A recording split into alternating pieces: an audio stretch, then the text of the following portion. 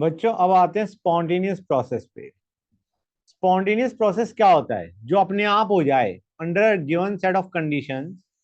जो प्रोसेस अपने आप हो जाए उसे हम बोलते हैं spontaneous under given set of conditions के। इन कंडीशंस में हम क्या कहते हैं? इन कंडीशंस में the process is spontaneous.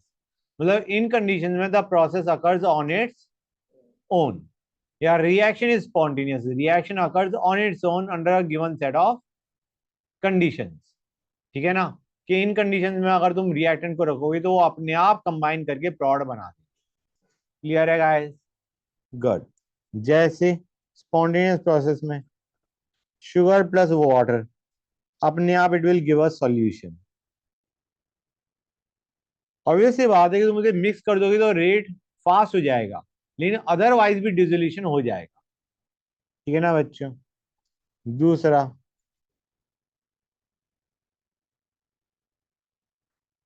Evaporation of water. ठीक है guys? That is spontaneous. Evaporation of water क्या हो गया? Basically H2O liquid giving H2O gas. Okay guys? Reaction के टर्म में देखा जाए तो एक और देखते हैं, C+O2 गिविंग CO2। ये क्या है बच्चों? ये तुम्हारा कंबशन ऑफ कार्बन है।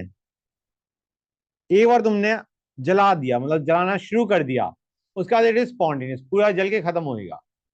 ठीक है ना बच्चों? It is spontaneous guys. या एक और देखते हैं combustion reaction, CH4+O2 giving CO2+H2।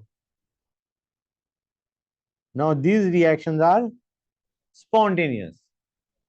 Combustion reaction is a spontaneous reaction at a certain elevated temperature. Combustion एक बार शुरू हो गया तो it will continue till the end. It is spontaneous. ठीक है ना guys? एक टेम्परेचर एक सर्टेन वैल्यू से हाई रखो, your combustion becomes at high temperatures, let us say combustion is spontaneous. ठीक है ना बच्चों? समझ गए? गुड। अब एक और देखते हैं।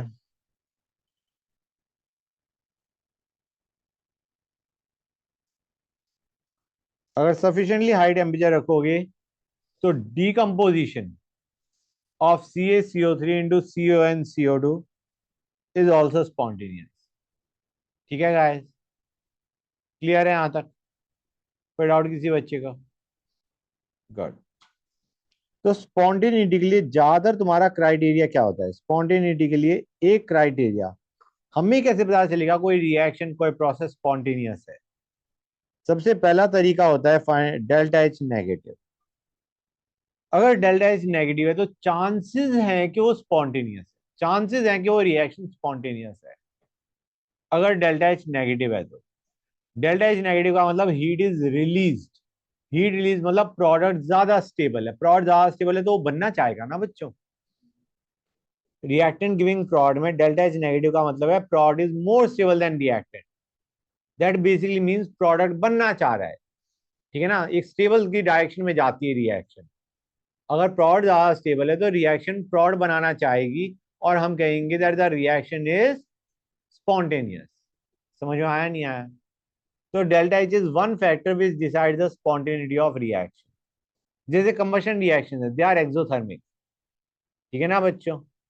तो एक्सोथर्मिक रिएक्शन ज्यादातर स्पॉन्टेनियस हो जाती है, but not all combustion reactions are spontaneous, या not all endothermic reactions are non spontaneous. मतलब this is not the only criteria defining spontaneity. समझ आ रहा है नहीं आ रहा है बच्चों? कि स्पॉन्टेनियस होगा या नहीं होगा वो सिर्फ डेल्टा एच से नहीं पता चलता। Delta H is one factor that decides the spontaneity of reaction. Delta H negative होगा तो प्रोड ज्यादा स्टेबल होगा रिएक्टेंट से, चांसेस है प्रोड बनना चाहेगा, और चांसेस है रिएक्शन स्पॉन्टेनियस होगी। ठीक है ना? क्लियर है यहां तक? जैसे N2+3H2 गिविंग 2NH3, ये रिएक्शन एक्सोथर्मिक है and it is spontaneous at a given set of conditions. ठीक है बच्चों? क्लियर है गाइस? गुड।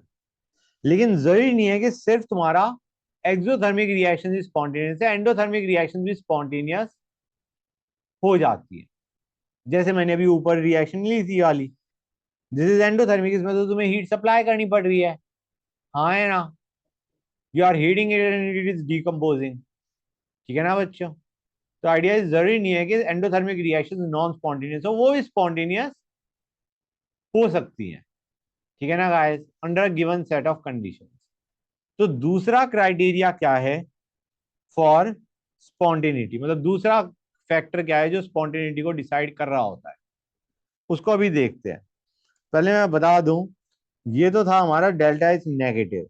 अब कुछ केसेस देखते हैं। एक तो हमने देख ही लिया, CaCO3 giving CO plus CO2, that is endothermic and it is spontaneous. ऐसे ही एक और एग्जांपल लेते हैं, NH4Cl solid, it gives NH4 plus aqueous plus Cl minus aqueous। इसका डेल्टा एच क्या होगा बच्चों? ये तुमने जेई के क्वेश्चन में भी कर रखा था, dissolution of ammonium chloride. Solid को आयन में ब्रेक कर रहे हो इन एक्वस फेज, इसमें दो एनर्जीज इन्वॉल्व है, लैटिस और लैटिस और हाइड्रेशन।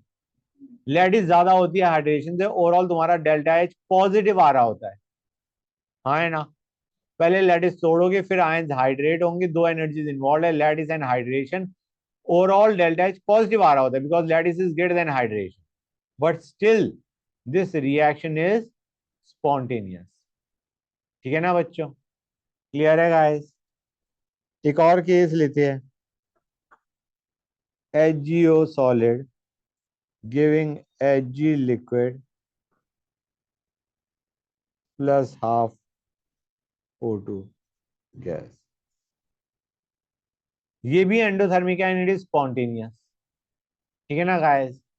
तो दूसरा फैक्टर होता है तुम्हारा entropy. The first factor was enthalpy change, मैंने लिखा था इसे स्पॉन्टेनिटी के लिए पहला फैक्टर। ये मेरे को इसको ऐसे कर देना चाहिए, ये 1, ये इसको मैं ए लिख देता हूं। पहला फैक्टर ये था A, this was the first factor. ठीक है बच्चों? दूसरा फैक्टर क्या है which decide the spontaneity? B is entropy. Entropy को हम डिसऑर्डर भी बोलते हैं, रैंडमनेस भी बोलते हैं। It is denoted by S. Spontaneity के लिए delta S should B positive. Entropy में चेंज पॉजिटिव आना चाहिए। ठीक है ना गाइस? ये दोनों हम जो देख रहे हैं ये रिएक्शन के लिए भी मैं समझा रहा हूं तुम्हें। रिएक्शन में अगर ये दोनों फैक्टर सपोर्ट कर रहे हैं स्पॉन्टेनिटी को, मतलब डेल्टा एच नेगेटिव है और डेल्टा एस पॉजिटिव है, डेल्टा एच नेगेटिव है रिएक्शन के लिए, मतलब एक्सोथर्मिक रिएक्शन है, और डेल्टा एस पॉजिटिव है, ये दोनों ही फैक्टर सपोर्ट कर रहे हैं स्पॉन्टेनिटी को, तो your reaction is spontaneous at all temperature. कोई भी टेम्परेचर रखो, रिएक्शन इज स्पॉन्टेनियस। सपोजिंग तुम्हारा डेल्टा एच पॉजिटिव है तो वो सपोर्ट कर रहा है क्या? नहीं कर रहा। डेल्टा एस पॉजिटिव है, डेल्टा एस सपोर्ट कर रहा है क्या? कर रहा है। डेल्टा एच अगर पॉजिटिव है तो it is not supporting, delta S positive है इट इज सपोर्टिंग। ठीक है ना गाइस? तो डिपेंड करता है कि कौन सा फैक्टर ज्यादा स्ट्रांग हो गया। ठीक है ना बच्चों? जो फैक्टर ज्यादा स्ट्रांग हो जाएगा वो डिसाइड करेगा कि रिएक्शन स्पॉन्टेनियस है या नॉन स्पॉन्टेनियस है। समझ में आ रहा है नहीं आ रहा है बच्चों? ये चीज क्लियर हुई या नहीं हुई? तुम्हें याद होगा अभी मैंने थोड़ी देर पहले एक फॉर्मूला लिखा था, delta G is equal to delta H minus T delta H. Delta G should be negative for spontaneity, this should be negative for spontaneity. Delta H minus T delta S should be less than zero for spontaneity. अभी delta G भूल जाओ, delta G क्या होता है बस उस पर ध्यान दो, delta H minus T delta S, this should be less than zero for spontaneity. Exothermic reaction है, डेल्टा एच नेगेटिव हो गया, ठीक है, और डेल्टा एस पॉजिटिव, मतलब एंट्रोपी बढ़ा दी मैंने, एंट्रोपी बढ़ गई, तो डेल्टा एस पॉजिटिव हो गया, और टी तो हमेशा पॉजिटिव होता है, टी टेम्परेचर हम लेते हैं केल्विन में, ठीक है, केल्विन में टेम्परेचर इज ऑलवेज पॉजिटिव। मैं ये बताना चाह रहा हूं, अगर डेल्टा एच नेगेटिव और डेल्टा एस पॉजिटिव, तो delta H minus T delta S is always negative, हाँ या ना? Delta H negative, delta S positive means delta H minus T delta S is always negative, no matter what the temperature is. मतलब this reaction is spontaneous at all temperatures. समझ गए? Clear है यहां तक? Supposing मैं कहता हूं ये था हमारा delta H negative, delta S positive. अगर डेल्टा एच पॉजिटिव है और डेल्टा एस पॉजिटिव है, तो कौन सपोर्ट कर रहा है और कौन सपोर्ट नहीं कर रहा है? डेल्टा एस तो सपोर्ट नहीं कर रहा, डेल्टा एस सपोर्ट कर रहा है। हम जाते हैं ओवरऑल वैल्यू इनकी आई है नेगेटिव, मतलब आइडिया ट्राई टू अंडरस्टैंड, ये वैल्यू पॉजिटिव हो चुकी है और ये पूरा नेगेटिव हो चुका है। जब डेल्टा एस पॉजिटिव है तो delta T minus T delta S तो नेगेटिव हो गया ना। ट्राई टू अंडरस्टैंड, मैं ये सिनेरियो ले रहा हूं, ये पॉजिटिव, तो ये पूरा क्या हो जाएगा इधर, अगर ये पॉजिटिव है, डेल्टा एस पॉजिटिव है, तो minus T delta S will be negative, हाँ है ना, ये नेगेटिव है। तो हम क्या चाहते हैं, नेगेटिव टर्म बड़ी हो, ताकि total delta H minus T delta S क्या आ जाए, नेगेटिव आ जाए। तो these reaction, such reaction are spontaneous at high temperature. High temperature पे टी डेल्टा एस की वैल्यू बढ़ जाएगी and it will be greater than delta H, और तुम्हारा overall delta H minus T delta S क्या आ जाएगा, नेगेटिव आ जाएगा। समझ आ रहा है नहीं आ रहा है बच्चों?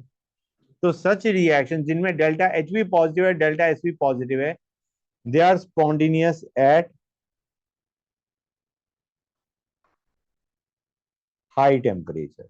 समझे या नहीं समझे गाइस? क्लियर हुआ है नहीं हुआ?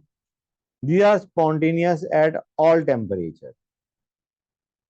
Got it or not? अगर डेल्टा एच पॉजिटिव है और डेल्टा एस नेगेटिव है, तो बताओ बच्चों, do you realise delta G हमेशा पॉजिटिव आएगा in this case? Delta H positive और minus T delta S positive, delta G is always positive, positive at all temperatures, reaction is non spontaneous at all temperatures. किसी भी temperature को लो, reaction is non spontaneous, non spontaneous at all temperature. समझ में आया नहीं आया बच्चों? ये चीज समझ आ रही है ना जो मैं बता रहा हूं? गुड।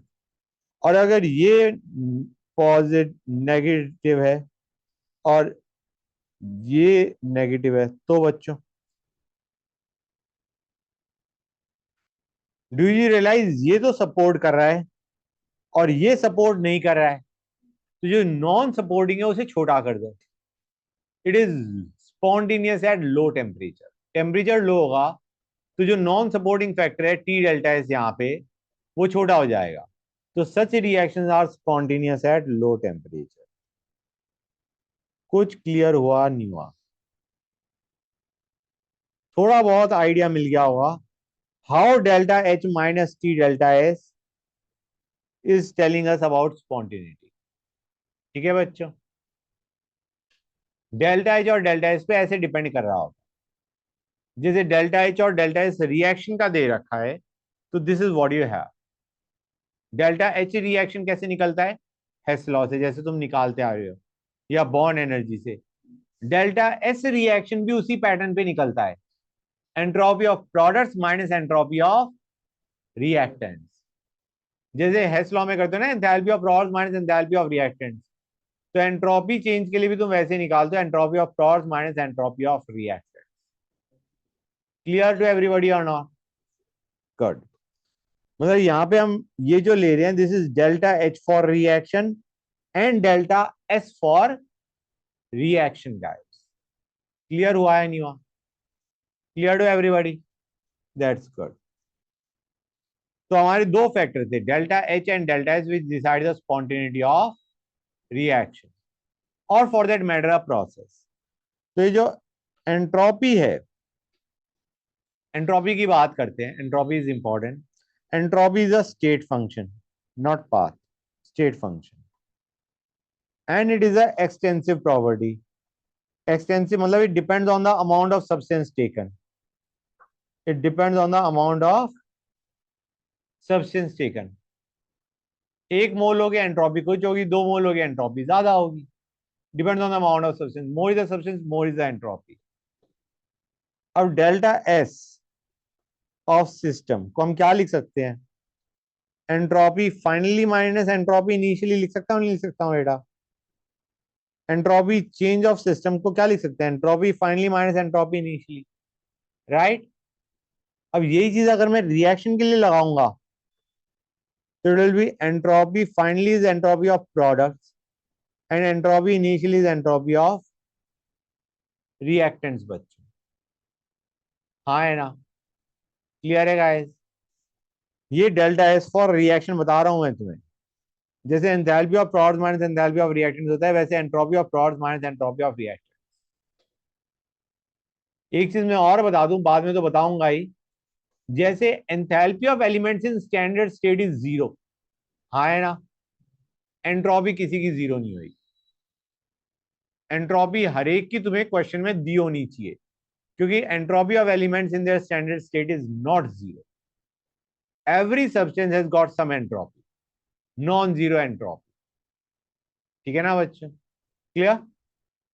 गुड. अब आते हैं एंट्रोपी चेंज. अच्छा गाइस, एक चीज बताओ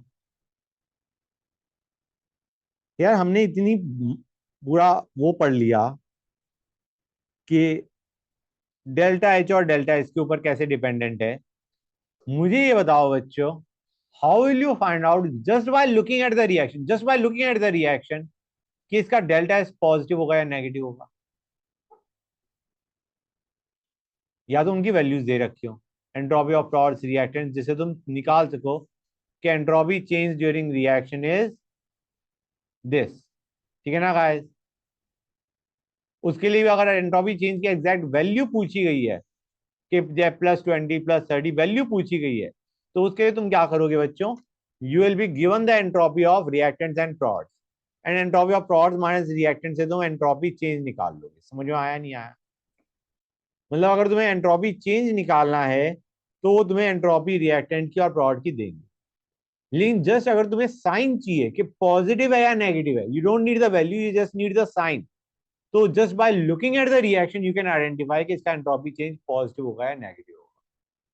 वो कैसे होता है बच्चों? ये एक चीज याद रखो, एंट्रोपी रैंडमनेस है. सॉलिड की एंट्रोपी ज्यादा होगी या लिक्विड की? लिक्विड की. लिक्विड की ज्यादा होगी गैस की? गैस की. एक और चीज, एक नॉर्मल सी चीज है, एक बच्चा क्लास में बैठा हुआ है, शोर मचा सकता है ज्यादा? 2 होंगे तो शोर ज्यादा होगा, 3 होंगे शोर और ज्यादा होगा. तो जितने ज्यादा मॉलिक्यूल्स होंगे गैस के, अभी तो मैंने कहा सॉलिड से ज्यादा लिक्विड के, लिक्विड से ज्यादा गैस के, और गैस में भी जितने ज्यादा मॉलिक्यूल्स होंगे गैस के, उतनी ज्यादा एंट्रोपी होगी. तो अब एक काम करते हैं, कुछ एग्जांपल लेके देखते हैं. Before I start with anything else, मैं एक बार इसे नीचे कर देता हूं. अगर मैं कहता हूं H2O solid giving H2O liquid, इसका एंट्रोपी चेंज क्या होगा? H2O solid giving H2O liquid, इसका एंट्रोपी चेंज क्या होगा? H2O liquid entropy change positive होगा, सॉलिड से लिक्विड जा रहा है. समझ में आ रहा है नहीं आ रहा है बच्चों? या मैं इसकी बात करता हूँ, ये जो रिएक्शन मैंने लिखी थी उनका कब यूज करूंगा, ये रहा. इसमें बताओ गाइस, एंट्रोपी चेंज क्या होगा, पॉजिटिव या नेगेटिव? पॉजिटिव होगा, कि solid is giving gas and liquid. Gas ही पता चल रहा है, सॉलिड से गैस बन रहा है, एंट्रोपी चेंज पॉजिटिव. इसको देखो बच्चों, इससे ऊपर वाले को, पहले सॉलिड था, वो आयंस में ब्रेक कर रहा है. आयंस में ब्रेक कर रहा है, ions are free to move, randomness बढ़ेगी, एंट्रोपी चेंजेस पॉजिटिव. अब इसको देखो बच्चों, इससे ऊपर वाले को. 1 सेकेंड गाइस. बेटा अब इसको देखो, N2 गैस. तुमको सर सब गैस है, कैसे पता चलेगा? देखो मॉलिक्यूल्स ऑफ गैस बढ़ रहे हैं या कम हो रहे हैं? कम हो रहे हैं. बेटा इसमें entropy change is negative. You look at the molecules of gas present on both sides. अगर मॉलिक्यूल्स ऑफ गैस कम हो रहे हैं तो एंट्रोपी इज डिक्रीजिंग। इसमें डेल्टा एस इज नेगेटिव। समझ आया नहीं आया गाइस? इसकी बात करो CaCO3 solid giving CO plus CO2। Solid plus gas, जहां पे गैसेस प्रेजेंट आ गई वहां पे तो देखो मोल्स ऑफ गैस बढ़ रहे हैं या घट रहे हैं, एंट्रोपी चेंज क्या होगा? पॉजिटिव।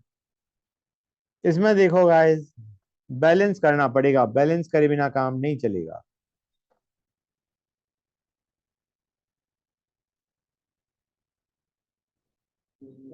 ओ सॉरी, ये लिक्विड, माय लिक्विड। हाँ बच्चों, एंट्रोपी घट रही है और डेल्टा एच क्या होगा? डेल्टा एस इज नेगेटिव क्योंकि मोल्स ऑफ गैस कम हो रहे हैं। डेल्टा एन जी पॉजिटिव मतलब entropy change positive. Delta N G negative मतलब एंट्रोपी चेंज नेगेटिव। और डेल्टा एच कैसे निकालोगे इसके लिए? कंबशन रिएक्शन है गाइस, डेल्टा एच नेगेटिव होगा तो इसका डेल्टा एच सपोर्ट कर रहा है और डेल्टा एस सपोर्ट नहीं कर रहा है बच्चों। ठीक है ना गाइस? क्लियर हुई ये चीज या नहीं हुई? उस हिसाब से हम रिएक्शन को आइडेंटिफाई करते हैं। अच्छा गाइस, इसको जरा देखो, इसमें क्या कहोगे?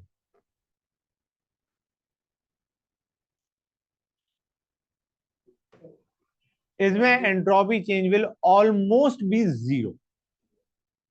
पहले भी एक मोल गैस का था, अब भी एक मोल गैस का है। समझ आ रहा है नहीं आ रहा है बच्चों? क्लियर हुआ है नहीं हुआ? यहाँ पे जो एंट्रोपी चेंज आएगा, delta S will almost be tending to zero. जहां पे गैसेस इन्वॉल्व हो जाती है वहां पे तो सिंपली ये देखो मोल्स ऑफ गैस बढ़ रहे हैं या कम हो रहे हैं। अगर डेल्टा एन जी पॉजिटिव तो entropy change positive, delta N G negative entropy change negative. जहां पे सॉलिड या लिक्विड से इन्वॉल्व है वहां पे ये देखना पड़ेगा कि सॉलिड से लिक्विड जा रहा है या लिक्विड से सॉलिड जा रहा है। क्लियर हुआ है नहीं हुआ बेटा? समझ में आ गया हर एक बच्चे को? That's good. हाँ बेटा, क्या कह रहे हो? फोर्थ वाले में, फोर्थ वाले में एंट्रोपी चेंज इज पॉजिटिव क्योंकि delta N G is positive. समझ में आया नहीं आया बच्चों? CaCO3 giving CO plus CO2 में entropy change is positive. All right, clear to everybody? हर एक बच्चों क्लियर हो गया ना ये? मतलब रिएक्शन को बिना मतलब एक्चुअल वैल्यूज दिए हाउ टू आइडेंटिफाई कि डेल्टा एस पॉजिटिव होगा या नेगेटिव होगा। गुड। अब DS, slide change in entropy, is given as DQ reversible by T। Okay, ये entropy change for reversible process देख रहे हैं। DS is equal to DQ reversible by T। तो डेल्टा एस क्या हो जाएगा?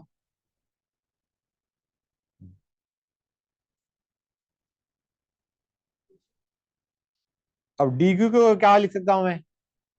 Q is NCM del DT। DQ is NCM DT लिख सकता हूँ, लिख सकता हूँ। Q को हम क्या लिखते हैं? NCM डेल्टा T लिखते हैं, नहीं लिखते हैं?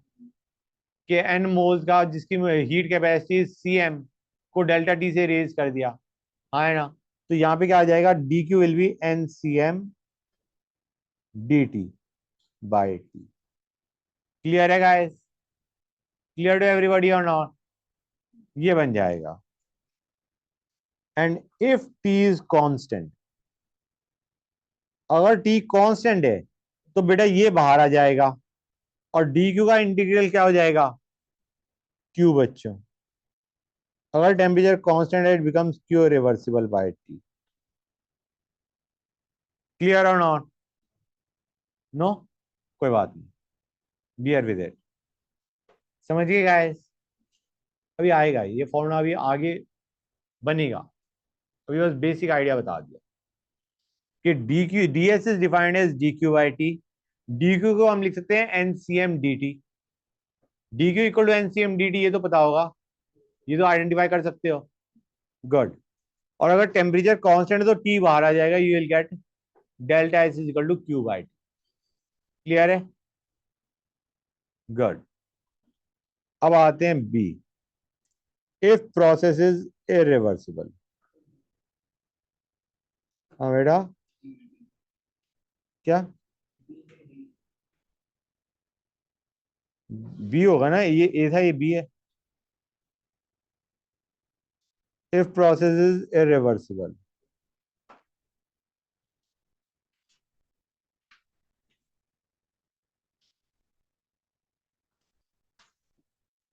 Is greater than D Q by T, D S is greater than D Q by T बेटा।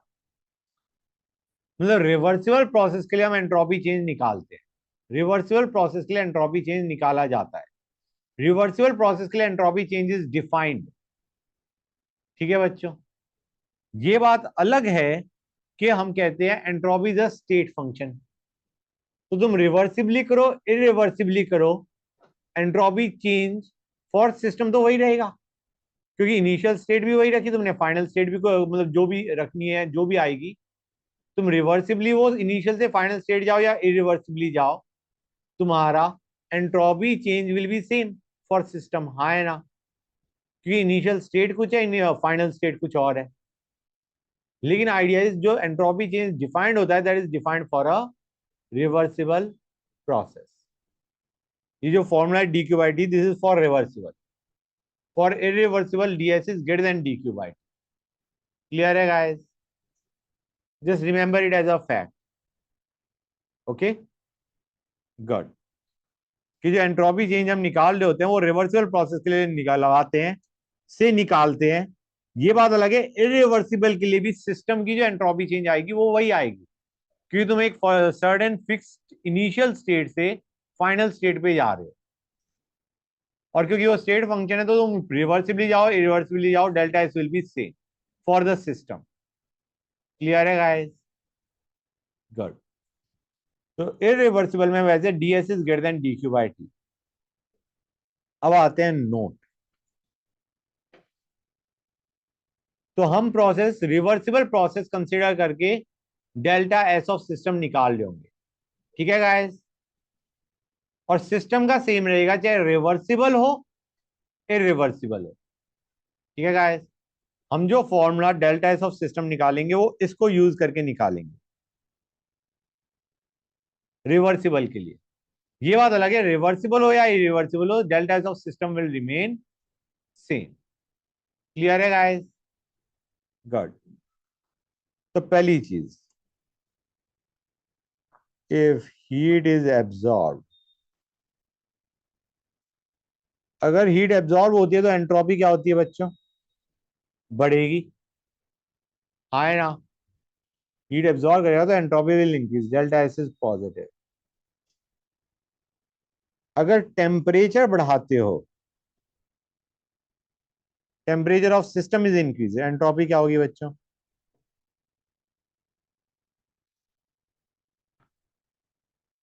टेम्परेचर बढ़ा दिया, अगेन योर एंट्रोपी इंक्रीजेस। ठीक है। Third, for fixed volume system, volume तुमने सेम रखी, वॉल्यूम सेम रखी और नंबर ऑफ मॉलिक्यूल्स बढ़ा दिए इनसाइड द सिस्टम, तो entropy will increase. Number of molecules increase, entropy increases. Fourth, entropy of solid से एंट्रोपी ऑफ लिक्विड से entropy of gas बढ़ती जाएगी, entropy increases in this order, entropy increases in that order. Okay guys, next, entropy of complex molecules is more.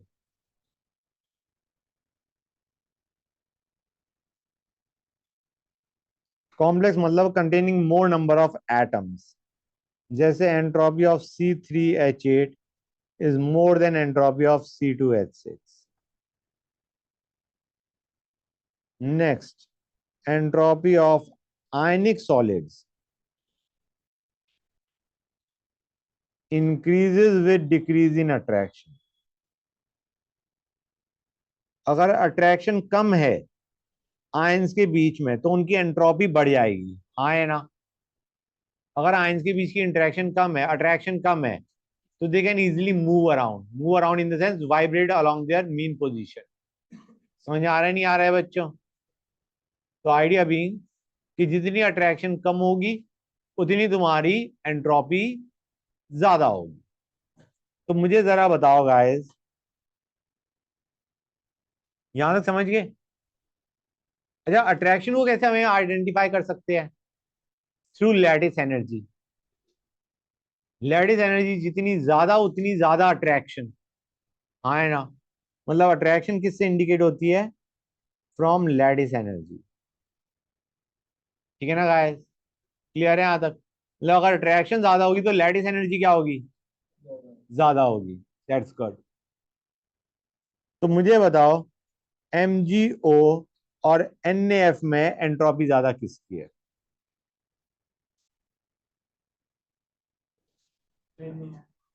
क्यों? Size अगर छोटा होगा तो entropy तुम्हारी कम नहीं होगी। साइज छोटा मतलब अट्रैक्शन ज्यादा। ट्राई टू अंडरस्टैंड गाइस, यहाँ पे साइज दोनों का ऑलमोस्ट सेम है। Na+Mg2+ O2-F-, you will go as per charge. Charge जितना ज्यादा होगा उतनी स्ट्रॉन्ग अट्रैक्शन होगी, उतनी स्ट्रॉन्ग अट्रैक्शन होगी उतनी कम एंट्रोपी होगी। तुम्हें याद है लैटिस एनर्जी में we go as per product of charges. Periodic को थोड़ा रिलेट करो, पीरियोडिक में पढ़ा था। Lattice energy is directly proportional to product of charges and inversely proportional to inter nuclear distance between the two atoms, between the cation and anion। Product of charges के proportional होती है। याद आया नहीं याद आया? जितना ज्यादा चार्जेस होंगे उतनी ज्यादा अट्रैक्शन होगी, उतनी कम तुम्हारी एंट्रोपी होगी। लैटिस एनर्जी तो उतनी ज्यादा होगी, जितनी ज्यादा चार्जेस उतनी स्ट्रॉन्ग तुम्हारी अट्रैक्शन, उतनी ज्यादा लैटिस एनर्जी और उतनी कम एंट्रोपी। समझे या नहीं समझेगा? तो एंट्रोपी ज्यादा किसकी है इसमें? एंट्रोपी ज्यादा किसकी है? एमजीओ में चार्जेस ज्यादा हैं, स्ट्रॉन्ग अट्रैक्शन है। एनएफ की एंट्रोपी ज्यादा है। एमजीओ में अट्रैक्शन ज्यादा है, लेडिस एनर्जी एमजीओ की ज्यादा है। तो जो एंट्रोपी है वो तुम्हारी एनएफ की ज्यादा है। समझ में आया नहीं आया? क्लियर ना? ऑलमोस्ट इनकी भी काफी है बेटा ना। We are going as per charges. Charges जितने ज्यादा होंगे उतनी ज्यादा अट्रैक्शन होगी। प्रोडक्ट ऑफ चार्जेस यहाँ पे 2 × 2 आएगा। एमजी पे 2+, ओ पे 2-, एन ए पे +1, ओ एफ पे -1। तो प्रोडक्ट ऑफ चार्जेस तुम्हारा एमजीओ में ज्यादा है, अट्रैक्शन उसमें ज्यादा होगी और लैटिस एनर्जी उसकी ज्यादा होगी, तो एंट्रोपी ऑब्वियस सी बात है एन एफ की ज्यादा होगी। क्लियर है guys?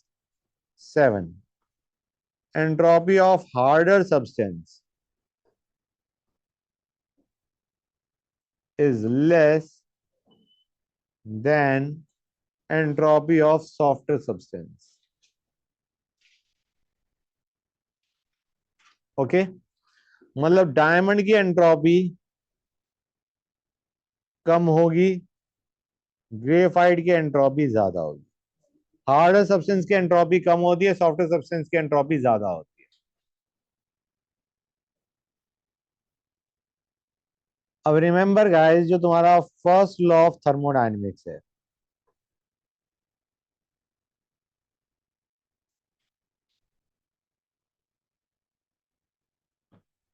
It is law of, हाँ बेटा, sure, it is law of conservation of energy. It is law of conservation of energy, लेकिन it does not tell us about the spontaneity of reaction. It does not tell us about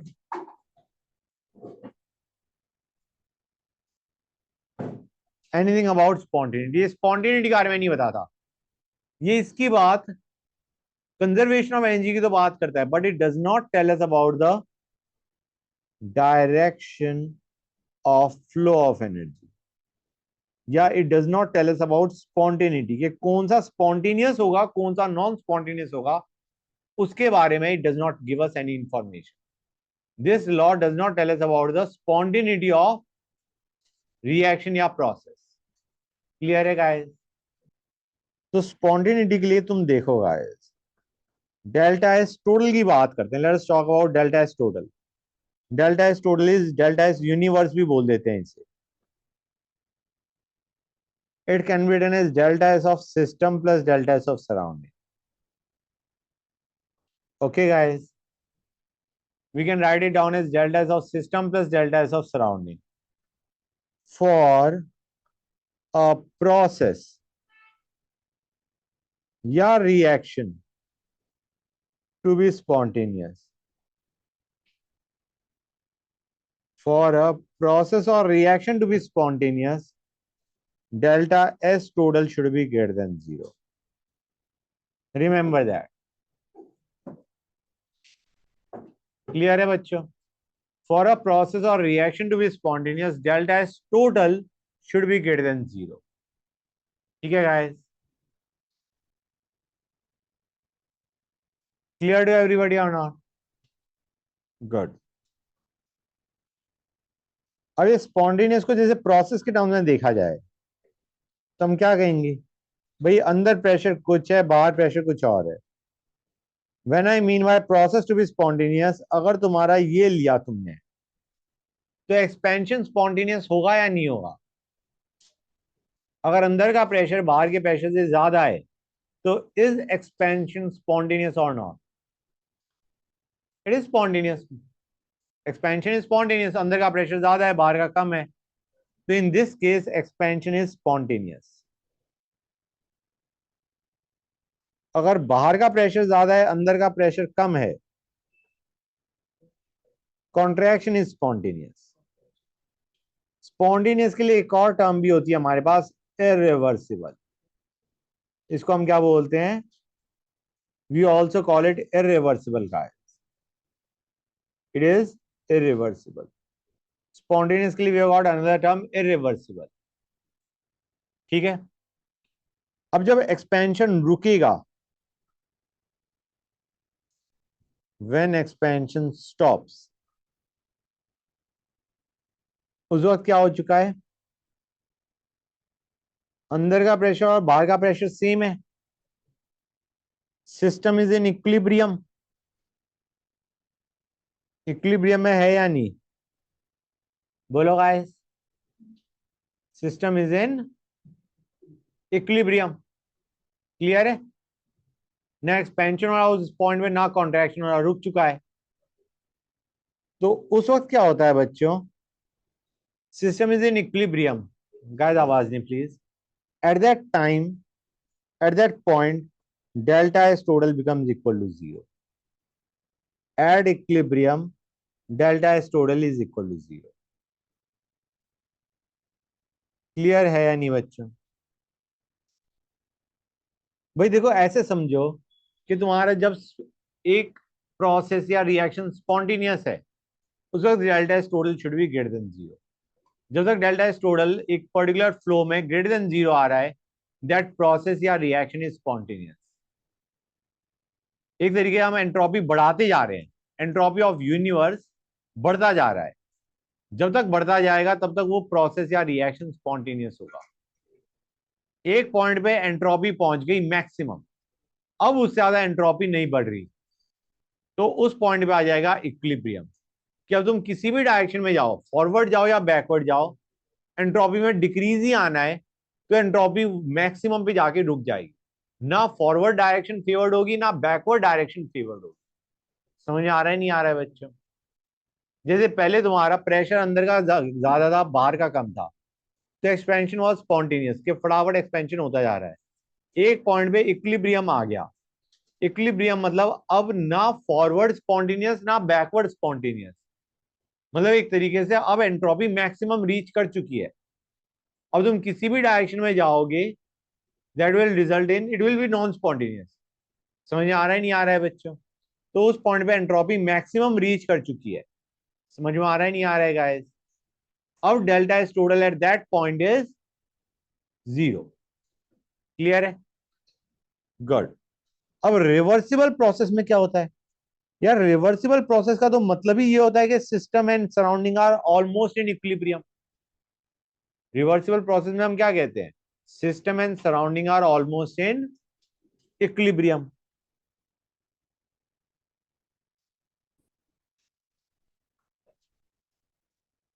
and surrounding are almost in equilibrium. Almost in equilibrium मतलब pressure अंदर का और बाहर का almost बराबर होता है ना? क्लियर है गाइस?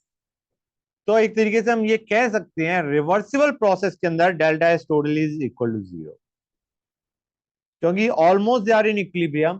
तो हम कह सकते हैं रिवर्सिबल प्रोसेस में delta S total is equal to zero in a reversible process. In a reversible process बेटा, समझ में आया नहीं आया? Delta S total is equal to zero in a reversible process, क्योंकि reversible process is occurring infinitely slow. किसी भी point पे हम उसे इक्विलिब्रियम मान सकते हैं। इक्विलिब्रियम मान सकते हैं मतलब delta S total is equal to zero. Clear है? फिर से बताता हूं, इरिवर्सिबल प्रोसेस या स्पॉन्टेनियस प्रोसेस के लिए delta S total should be greater than zero. अगर delta S total less than zero आ रहा है मतलब दैट प्रोसेस या रिएक्शन इज नॉन स्पॉन्टेनियस। और अगर इक्वल टू जीरो आ रहा है इसका मतलब इट इज एट इक्विलिब्रियम। ठीक है ना guys? Clear to everybody? Good. अब आते हैं delta S system and delta S surrounding for different processes. Delta S system and delta S surrounding for different processes. देखो बच्चों,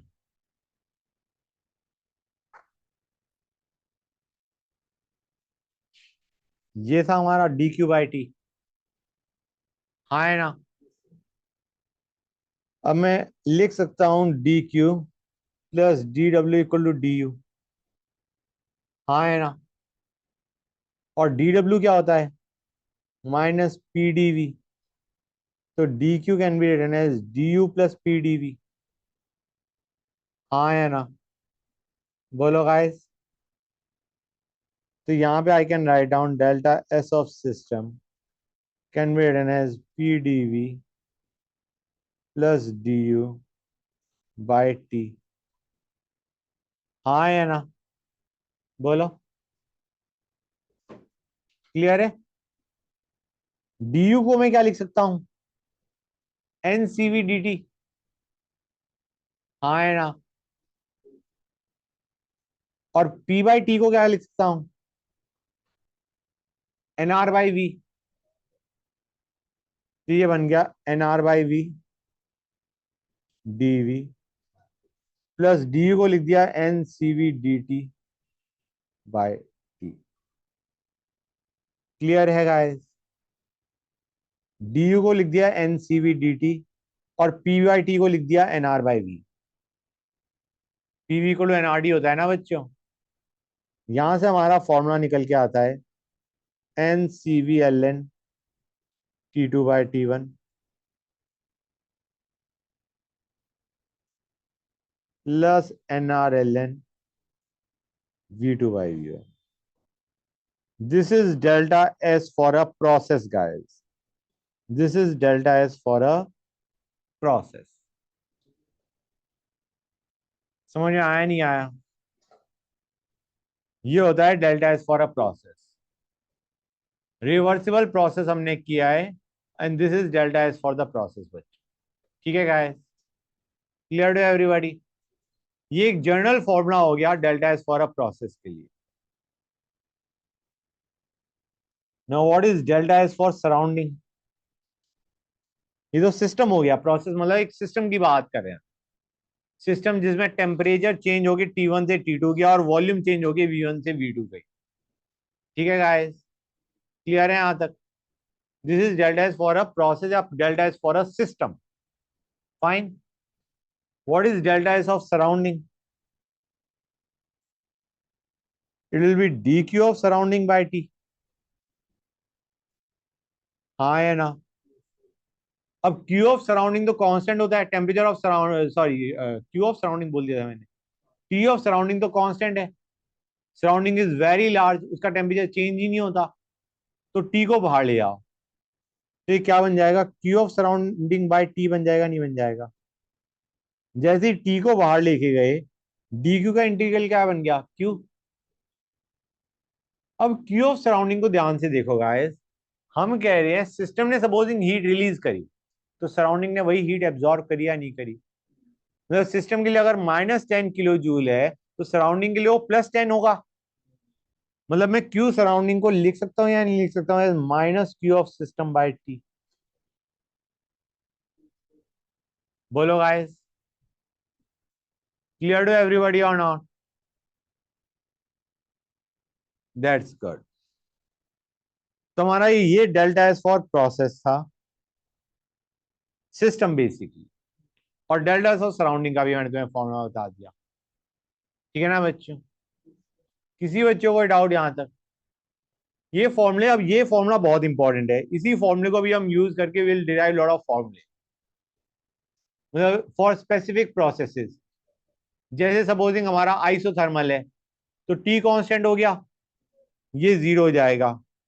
आइसोकोरिक प्रोसेस है, ये जीरो हो जाएगा। तो इस हिसाब से will consider for different different processes बच्चों। अब ये बताओ, वो आज करना है या नेक्स्ट क्लास में करना है? Are you sure guys? बस एक चीज याद रख लो बच्चों, ये फिर से बता रहा हूं मैं, कि फॉर इरिवर्सिबल प्रोसेस या spontaneous reaction, delta S total is positive, delta S total is positive.